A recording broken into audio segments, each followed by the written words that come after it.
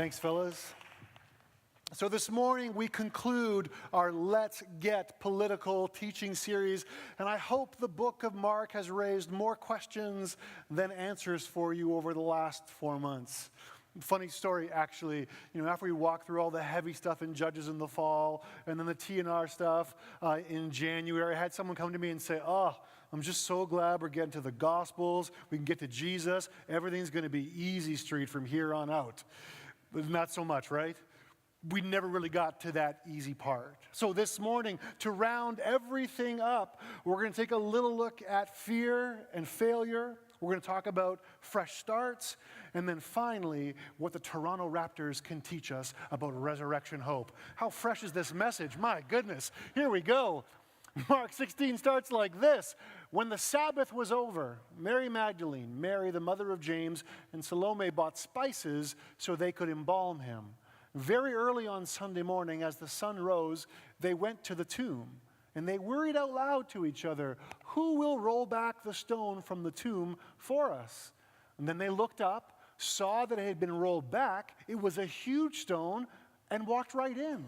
They saw a young man sitting on the right side, dressed in all white. They were completely taken aback, astonished. And he said, "Don't be afraid. I know you're looking for Jesus the Nazarene, the one they nailed on the cross. He has risen. He's here no longer. You can see for yourselves that the place is empty." So in this final episode, it's the women that take center stage. Jesus was hastily buried hours before the Sabbath. And the reason this was, you can't touch a body on the Sabbath and Sabbath rest, so they couldn't do all the things they usually would do to prepare a body for burial. So now 3 days have passed, and even though their hearts were in the right place, what they were going to do, these ladies, it was actually kind of pointless. Because the burial spices were to manage the stench of a decaying body. But now with this lapsed time, 3 days have gone by, that window has closed. So it seems like the ladies are too late. And then there's this issue with the tomb being sealed. But maybe they should have thought about that before they set out that morning. So yet again, it's a little too late for that. Then there's the very fact that these women are actually going out to do this, and we romanticize that moment. Isn't that sweet? The women have gone to the tomb of Jesus, but really what they've done is actually pretty risky, because now they are saying to others, people are able to see that somehow they have this solidarity with this notorious political dissenter called Jesus. So maybe they should have thought that one out too, but now again, it's obviously too late. And then when they finally arrive, they're at first astonished. The original wording reads, they were amazed out of themselves, and then they were struck with fear. So in this moment, are they too late again because Jesus is not there? Or is what happened actually outside of the bounds of time? Now, before your brain starts to melt, a few details that will fill in some of the gaps. Mark says there is a young man at the tomb sitting to the right, which is an interesting detail because only a few chapters previous, it was the disciples were fighting about who would sit on that right side. And then the other gospel writers say it was actually an angel who met these women at the tomb, but Mark says it was a young man dressed in a white robe, a symbol for holiness in solidarity with God. So then who is this young man? Well, because of the language used, because of the thread of Mark's storyline, many commentators suggest that we have already met this young man. So if we go back a couple of chapters, here he is, a young man wearing nothing but a linen garment was following Jesus. And when they seized him, he fled naked, leaving his garment behind.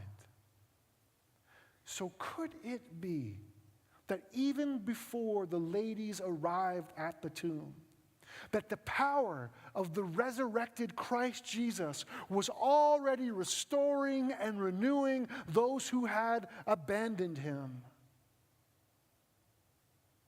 So think about it.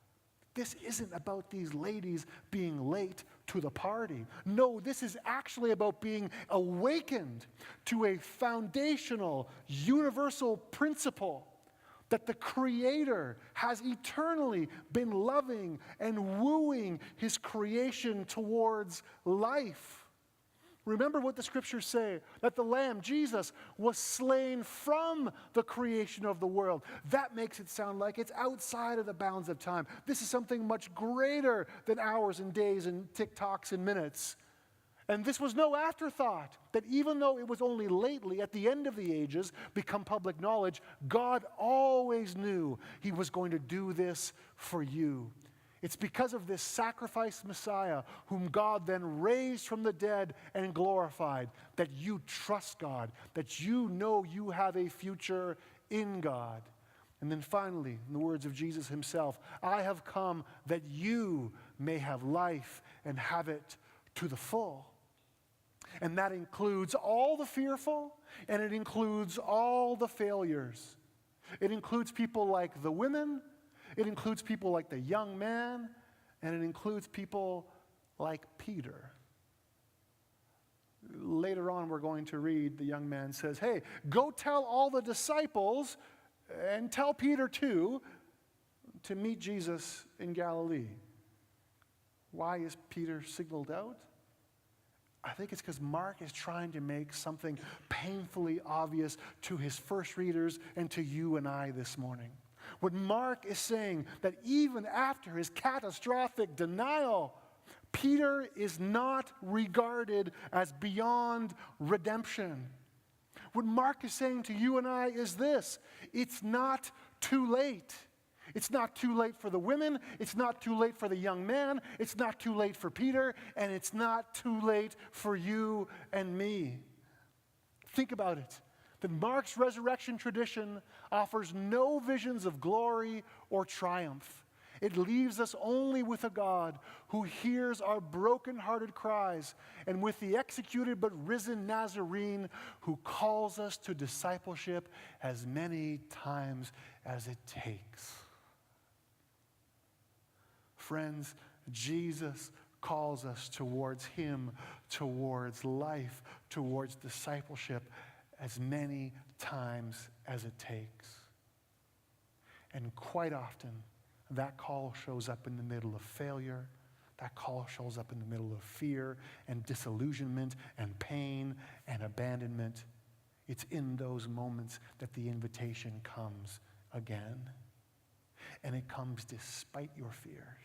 It comes despite your failures. And Jesus says, come, come. It's not too late. So then what this leaves us with is a couple of statements that are foundational for faith for us. The first one is just that it's not too late. I don't know what's going on with you these days. I don't know what you've been up to or into. I'm not sure what your hesitations might be. I'm not sure if you're even struggling with some sort of self-loathing because things don't always work out and you just weren't good enough and you messed up on that same thing again and again and again. The statement that comes out of these first few verses of Mark 16, though, to you and I is this: it's not too late. You are not beyond redemption. It is not too late for you. But with that, there's a second part. Because Jesus doesn't want to leave you there. He wants to bring you to something better. He says, you're invited again. Despite whatever is making you afraid right now, despite all of your foul-ups, even though you might feel like you've missed your chance yet again, Jesus calls for you, and he will call for you. He will invite you. Come, come, come, as many times as it takes. So Mark 16 wants us to remember that and to hold on to that as we move forward. So what's next? What's next for the women? What's next for you and I? Well, the young man gives some final instructions. He says, now, on your way, tell his disciples and Peter, there it is, that he is going on ahead of you to Galilee. You'll see him there exactly as he said. And I don't know if you're picking up what Mark is dropping here, but this is a beautiful picture. It's amazing. He says, meet up in Galilee. Why is that cool? Because that's where this whole escapade started. Mark's story began in the wilderness, far from the centers of power and privilege. And to that location, the disciples are urged to return. So this is circular. This is going right back to the start.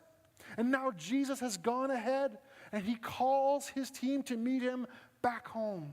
Meet me back at the beginning. Meet me back where this all started. Meet me back where you were first called to follow. And for this, I don't know, it gives me an image of, parents and, preteens when you're out on a family excursion, whether you're at like the mall or a theme park or an outlet or something like that. We do this with our kids when they came of age. We would get to the gates and we would say, okay, you can go out now with your friends, go do your thing, but we want you to meet us right back here at this time, right here. Meet us back at the entrance gates. Meet us right back where we started. We did it with my daughter actually this past summer. For the first time ever, we dropped her and a friend off at the gates to the X. Does that make me a bad parent? It might, right? Just like a little bit. It is the exhibition after all. And we said to her, go out, enjoy yourself, have a good time. But when the clock strikes 10, meet us right back here at the beginning. It's a centering point. It's the coordinates that help orient us. And so it was with Jesus and his disciples. He called them back to the start, only to send them out again, but this time with new eyes. After all they'd experienced and been through, after all they had learned and survived, after everything that Jesus had revealed to them, they were finally ready to go out on their own. But this time, things would be different. Would it be different because the world had changed? No. Things would be different because they had been transformed. They had new eyes to see people and to see this world in a new way. They were sent out with a renewed sense of purpose. It's not that the world had changed, it's that they had changed. So then Mark's gospel ends exactly as it begins, with Jesus out in front saying, hey, come here, come, meet me, follow me. And for the first disciples, and now for us today, that mission of following Jesus wherever he leads, that's a constant. That's not changing. That's always been the same. But what's not the same is you and me. We're different. Because of Jesus, we can now see things that we were not able to see before. So 2 questions then stand out from this part of the text for us this morning. And the first one is this. Do you need to go back to the start? To the front gates? To the spot you first met up with Jesus? To that spot where you were opened up, awakened to something. Not that you knew everything, but you had this sense, hey, there's something real here, and I want to follow it and see where it leads. Because I know from experience, and perhaps those of you who are long-toothed in the faith have felt it as well, that when there's time between when you say yes to Jesus and the present, sometimes that's a long stretch of time. For me, I was 17 years old, and now I'm 44. A lot of things have happened. And when you have that kind of distance from the first time you said yes to Jesus, sometimes it feels a little bit cold. Sometimes things feel a bit awkward. You feel a little bit far removed from that moment. So then the challenge to you today out of the scriptures is this. Maybe today is your opportunity. If you feel far away, maybe this is your chance to go back to the start. Back to that time where you first encountered the risen Christ. That time he captured your heart. Maybe you need to remind yourself why you got into this Jesus bit in the first place. And from there, the second question would be this. Do you need a new set of eyes? Are you looking at people and situations and frustrations with your old eyes? Because when you look at it with your old eyes, you respond and react in a particular kind of way. But after all that you've seen, after all that Jesus has revealed to you, is it time now to finally use your new eyes? The people and the situations might not change, but you have been changed. And if that makes you feel a little weak or a little vulnerable or a little exposed, that's okay. Why? Because Jesus is already there on the other side, calling you forward. He's going to meet you there. He's going to be there. Hey, come meet me. Come, follow me. We'll look after this together. So remember that this morning. That Jesus offers you new eyes. You've got new eyes, so use them. So with all these things in mind, Mark wraps up with one final line, sort of. It says, trembling and bewildered, the women went out and fled from the tomb. They said nothing to anyone because they were afraid. And the end. That's where it ends? After this whole story, this whole escapade, all of what we see and experience, that's how the story ends? They left with their mouths shut and afraid? Is that it? Is this some sort of cliffhanger? Is it like a lost ending? Is there an unfinished ending out there somewhere? Have there been technical difficulties? Did someone rip off that part of the original scroll? Did something happen to Mark before he had a chance to finish the story? Is this an ironic ending, or is it something else? Your Bible might have another 11 verses tagged on to the end of this chapter with a little disclaimer that reads something like, the earliest versions, the earliest manuscripts we have of Mark do not include these last 11 verses. So what that simply means is this. At some point, a scribe or a copyist filled in the ending at a later date using circulating and agreed upon stories. Now that might be fine for them, and the way they understand and read stories, but for you and I, we don't like stories ending like that with loose ends, do we? No, I want closure. I want things to be wrapped up neat and tidy. I want perfect, clean, happy endings. I want things to resolve themselves at the end of the story. Sort of like, if you've ever invested yourself in a TV show and you watch every episode and then you get to the last season or the last episode and it's a big disappointment. You know that feeling, right? If you ever watched Lost before, you're like, what? They all were dead this whole time? That is so stupid. Or maybe Dexter, what? He's just a lumberjack with an obviously fake beard out in the boonies? That's dumb. Sons of Anarchy? Come on. He just rides his bike into a truck? Am I ruining a lot of stories for you right now?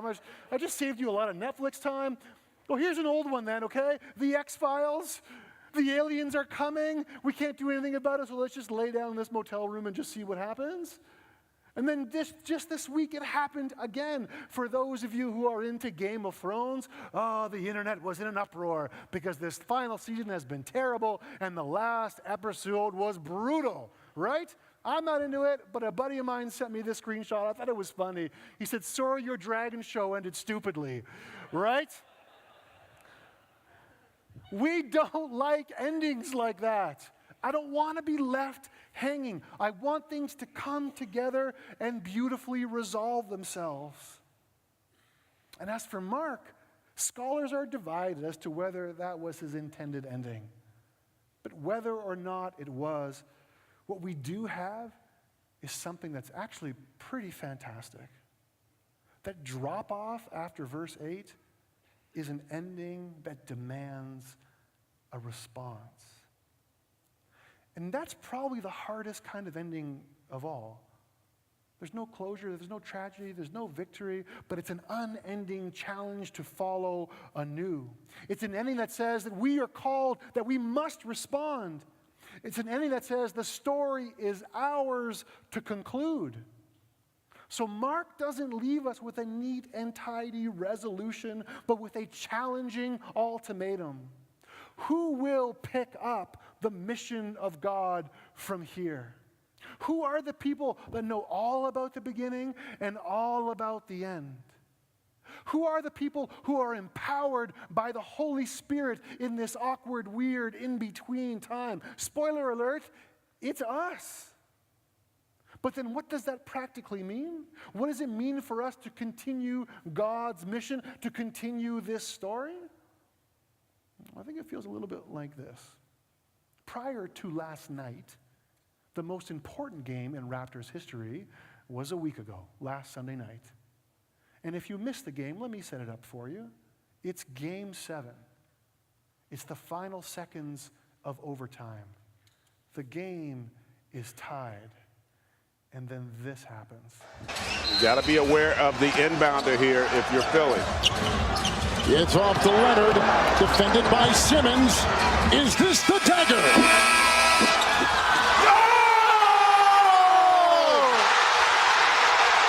Game! Series! Toronto has won!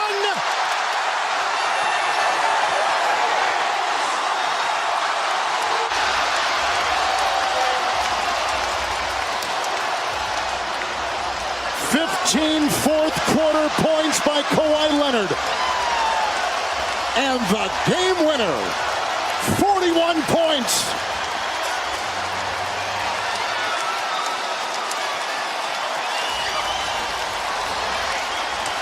How great is that? Someone clapped over here. That happened last week and you're still clapping about it. That's fantastic. It does something to you when you watch this, right? Like some of the people that were actually there. If you look closely in this picture, you have some people like this, some people like this. You have people filming it with their phones, an old guy's filming it with his iPad. It's all happening. They're excited. They're watching this happen, and it's amazing. And that spills out onto the floor. Look at the players' faces. What's going to happen? What's next? I'm happy. I'm scared. And then it feels like the entire arena goes silent for a second. And the ball gets launched, and you hear the buzzer, and then it's a bounce, bounce, bounce, bounce. And the ball's in the net, and they win the game. Now, you and I have the advantage to be living 7 days in the future from this moment. This happened a week ago. We know how it ends. Yet every time we watch the replay, we get excited, we get nervous, we might clap a little bit because we're reliving this moment because there's this anticipation as we watch it come to its conclusion. And again, the arena goes silent. The shot is launched. The buzzer goes off, and we hear the sounds again. Bounce, bounce, bounce, bounce.